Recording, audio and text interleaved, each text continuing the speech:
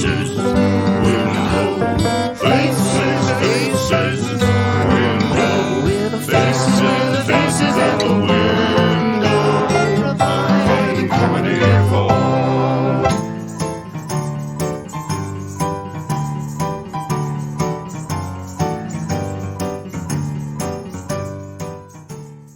At this time of year, the pilot light of my body changes from a rather inoffensive flicker, dull and cold, into a heat so terrifying that within its crucible gold ingots could be forged. This incandescent transfer takes place around September, the month that the festive digit starts beckoning with smug, incipient and ill-timed vigour. Whilst the red light next to the tabernacle signifies the presence of Christ, the aggrieved solar flares ejaculating from my photosphere not only mirror my mood, but announce the appearance of a gaudily festooned Christmas behemoth with slavering maw and glitter-draped talons which keep you pinned down in abeyance, like Shaka Zulu's infamous horns of the buffalo until the 6th of January and the arrival of the Magi, prompting a return to normality. Orange-suited men scale lampposts, adorning each with plastic Santas which coruscate without let-up, reindeer with alcoholic proboscises, and robins with bulging equators. Pine trees that have been growing in silent abandon in forests around Nordic fjords are suddenly sliced from their roots to be transported to town squares and garden centres. There they wait to be admired and bought, or ridiculed and shunned by mitten-fingered families keen to cement the whole event with specious enthusiasm. Brass bands pop up on street corners like those gophers you bash with mallets at fun fairs. Threadbare asses costumes and blue wimples are retrieved from the store cupboards of thousands of primary schools to be placed around the emaciated frames of 5-year-olds, while proud parents weep with joy for their little cherubs mumbling incoherently on stages bright and startling. Postmen are given their boxes of wine, cash, Tesco vouchers and cake for doing precisely the same round they've done all year by the habitually parsimonious curtain twitchers to whom they deliver. God comes out of retirement again and opens his door to a flock which more than quintuples in size from the usual scatter of pew fodder that attend throughout the year. An attendance which is steeped with a more honest faith and conviction, unlike the heretical throngs which mark like serried ranks towards free wine and biscuits, a glimmer of enlightenment and a nod towards the meaning behind the receipt of power saws, tiny tears dolls and amphibious landing craft. Here I make the assumption that giving, receiving and praying are inextricably linked under the same banner. They are of course not, and are advancing evanescently, in its purest sense at least, towards an abyss, along with the elderly, CD Walkmans, sentences that begin with, "So I was like," and Nick Griffin. Remember him? Who am I, though, with proclivities that would make Paris Hilton blush to talk? Or indeed the annually taciturn and reserved individuals who enjoy modest holidays, occasional 3-star restaurants, and come the weekend become drunk out of their reason on cooking sherry.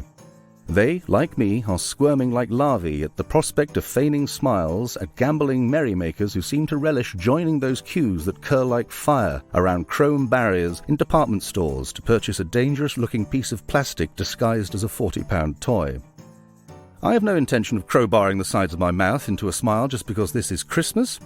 I smile throughout the year, but I suppose I may raise it a little if given a bottle of gin and the Christmas care line. And yes, the time for caring for elderly relatives, the infirm and the homeless is upon us. Why is it that the loneliness of pensioners and the needy only comes to the fray with such bombastic frenzy now?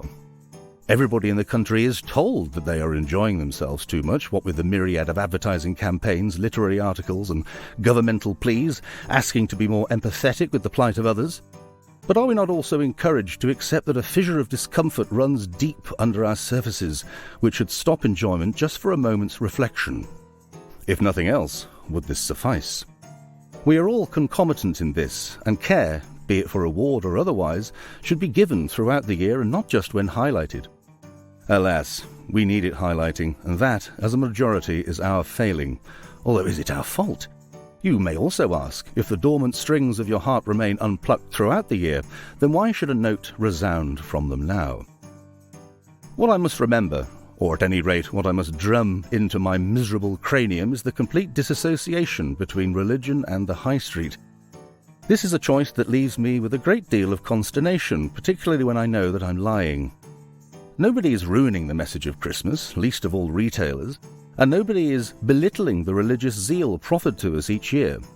It is our own judgment we must confide in. Are we in or out? Let people enjoy, relish, and celebrate how they may in this inescapable period, and be thankful that there are a few weeks of the year where, if we try, we can enhance every individual regardless of colour or belief, and let the grey for a time take a back seat.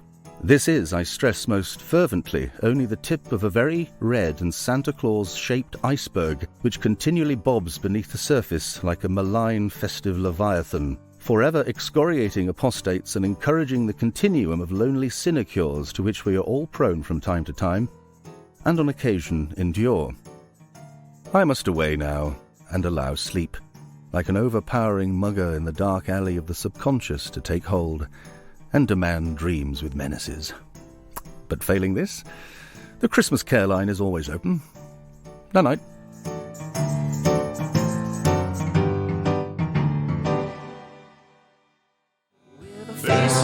Faces at the window, providing comedy for.